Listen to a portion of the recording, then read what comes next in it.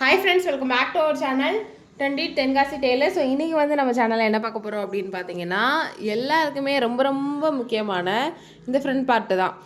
நான் என்ன தான் டாட் மார்க் பண்ணாலும் டாட்டு மட்டும் எனக்கு சரியாகவே இருக்க மாட்டேங்குது அப்படின்னு புலம்புற நிறைய பேரை வந்து நான் பார்த்துருக்குறேன். ஸோ இன்றைக்கி அதுக்கான சொல்யூஷன் எல்லாமே நம்ம சூப்பராக வந்து பார்க்கலாம். நீங்கள் பண்ண வேண்டியது பொறுமையாக வீடியோவை கான்சன்ட்ரேஷனோட பாருங்கள். மற்ற வீடியோக்கள் நம்ம போகிற போக்கில் பார்க்குற மாதிரி எஜுகேஷனை வந்து அப்படி பார்க்கக்கூடாது இல்லையா?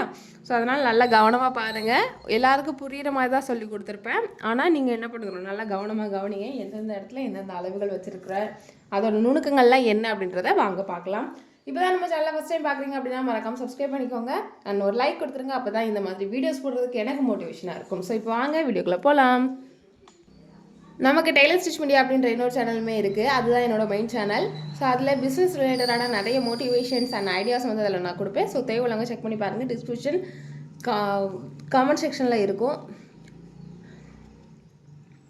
அந்த சேனலோட லிங்க் டிஸ்கிரிப்ஷன் பாக்ஸில் இருக்கும், செக் பண்ணிக்கோங்க. ஓகே, இப்போ வாங்க நம்ம கடகடன்னு பண்ணலாம்.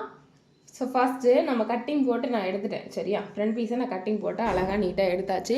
கட்டிங் போடும்பொழுதே நம்ம கவனிக்க வேண்டிய விஷயங்கள் என்னென்ன தெரியுமா? ஸோ முக்கியமாக நிறைய பேர் மெயின் டாட் மார்க் பண்ணும் பொழுது என்ன பண்ணணும்னா, ஸோ இங்கே வந்து நாச்சஸ் கொடுத்துருக்கோம் பாருங்கள். இதுலேருந்து இதில் வர நம்ம என்ன பண்ணுவோம், இந்த டாட்டை இப்படி நம்ம பிடிப்போம், அப்படி தானே? பிடிக்கும்போது இந்த லைன் வந்து ஈக்குவலாக, அதாவது இதை வந்து நம்பர் 1 டாட்டுன்னு வச்சுக்கலாம். இதை வந்து சென்டராக இருக்கிறது நம்பர் 2, இது வந்து நம்பர் 3 அப்படின்னு வச்சுக்கலாம். ஓகே, இந்த நம்பர் 1லேருந்து நம்பர் 3 வரைக்கும் இருக்கக்கூடிய லைன் வந்து ஒரே லைனாக வரணும். அப்படி வந்தால் மட்டும்தான் உங்களுக்கு டாட் மடித்து தைக்கும்போது கீழே அடியில் பார்த்தீங்கன்னா ஈக்குவலாக ஒரே அளவாக வரும். சில பேருக்கு பார்த்தீங்கன்னா இப்படி முன்ன பின்ன வரும். இப்படி வந்துச்சுன்னா இதில் நம்ம கட் பண்ணி விடுவோம். ஸோ கப் சைஸ் வந்து கம்மியாகும். அப்புறமா வட்டி அட்டாச் பண்ணும்போதும் நமக்கு பிரச்சனை வரும். ஸோ அதனால் நல்லா அதை கவனித்து பண்ணுங்கள். ஓகே ஓகே இப்போ அடுத்ததாக இந்த டிஸ்டன்ஸ் எவ்வளோ வைக்கணும், அப்புறமா இந்த ஹைட் எவ்வளோ வைக்கணும் அப்படின்றது நிறைய பேருக்கு குழப்பங்களில் இருக்கும். பொதுவாகவே இந்த டிஸ்டன்ஸும் இந்த ஹைட்டும் ஒவ்வொரு டெய்லரும் ஒவ்வொரு மாதிரி வைப்போம். நான் இன்றைக்கி ஒரு மெத்தட் வந்து சொல்லித்தரேன். அந்த மாதிரி முறைகளையும் நீங்கள் ட்ரை பண்ணி பாருங்கள். சரியா? ஸோ ஃபஸ்ட்டு வந்து நான் அளவு ப்ளவுஸ் எடுத்துக்கிறேன். எடுத்துகிட்டு ஃபஸ்ட்டு வந்து மேலேருந்து இந்த மெயின் டாட் வந்து எவ்வளோ தூரத்தில் இருக்குது அப்படின்றத நான் மெஷர் பண்ணுறேன்.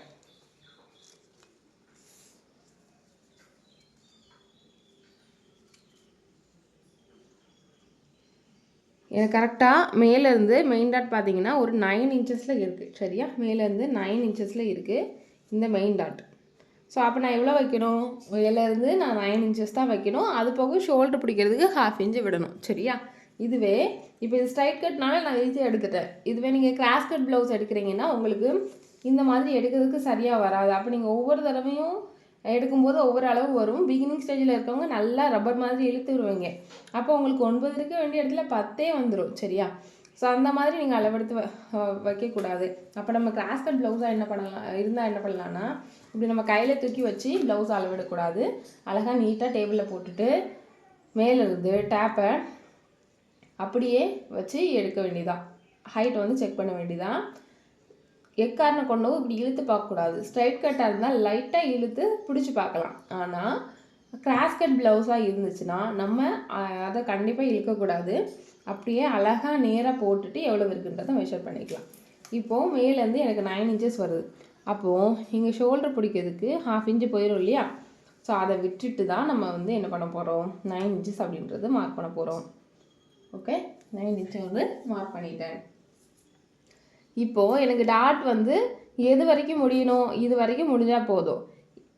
எதனால் நம்ம அப்படி கண்டுபிடிச்சோம், ஏன்னா அளவு ப்ளவுஸில் அப்படி தான் இருக்குது. சரியா, இப்போது இந்த அளவு வந்து கஸ்டமருக்கு ஷார்ப்பாக இருக்குமா, ஷார்ப் கம்மியாக இருக்குமா, அதெல்லாம் நமக்கு தேவை கிடையாது.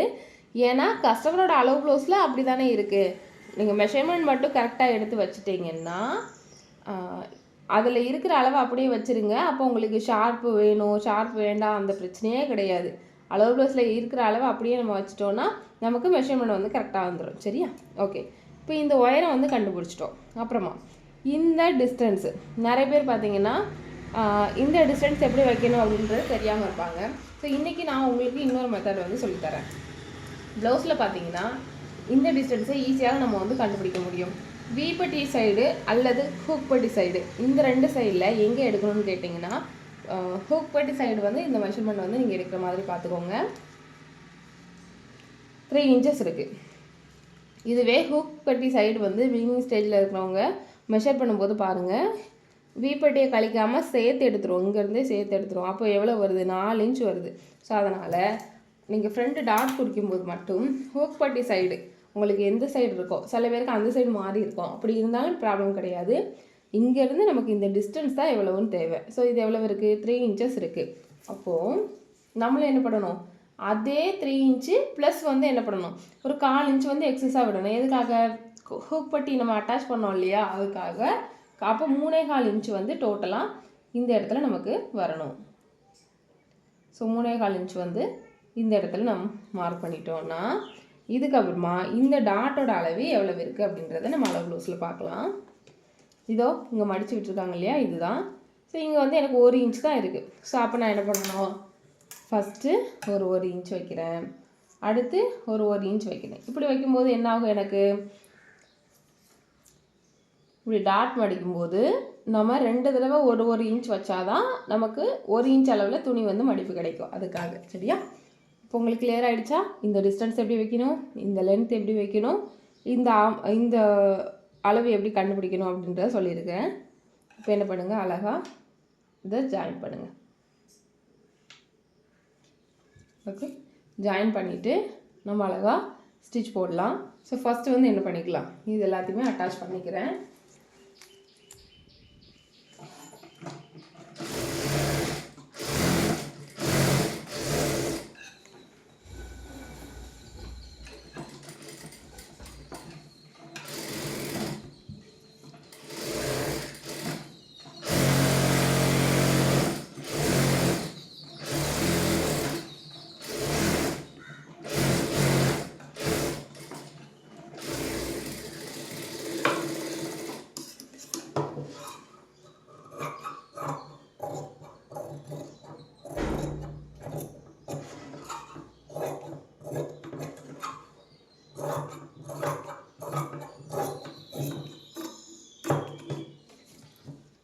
இப்போ நான் இதை வந்து டாட் பிடிக்கிறேன்.